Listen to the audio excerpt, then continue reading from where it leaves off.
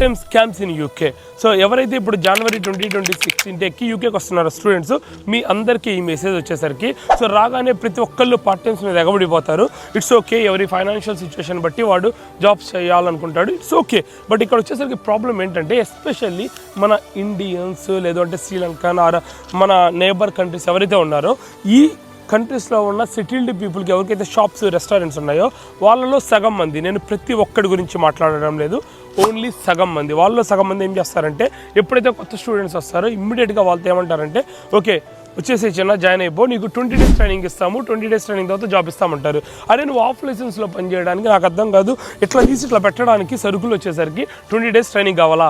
వాడు చెప్తే మీరు నమ్మద్దు. అలా నమ్మి ఎంతో వందల మంది మోసపోయారు. వందల మంది పార్ట్ టైం జాబ్స్ కోసము ఎవరి ఫైనాన్షియల్ సిచ్యువేషన్ వల్ల వాడి యొక్క బాధతో లేదంటే ఆశతోనో జాబ్ వచ్చింది కదా అని చెప్పి 20 రోజులు నెల రోజులు ఫ్రీగా గుడ్డి చాకిరీ చేసి నెల రోజుల తర్వాత వెళ్ళిపోండి అంటాడు. సో ఎస్పెషల్లీ ఇలా చేసేది మన ఏషియన్ కంట్రీస్కి సంబంధించిన బిజినెస్ ఓనర్స్, అందరూ కాదు కొంతమంది, ఓకేనా? సో మీరు ఇటువంటి స్కామ్లో ఇరుక్కోకండి, జాగ్రత్త పడండి. ఎందుకంటే అట్లీస్ట్ ఆ 1 month మీరు చదువుకోవడం మీద ఫోకస్ చేసినా, ఇంటర్న్షిప్స్ మీద ఫోకస్ చేసినా, లేదంటే ఎన్ఐ జాబ్ కొట్టుకోవడానికి ఫోకస్ చేసినా సరే మీకు ప్రశాంతంగా ఉంటుంది లైఫ్.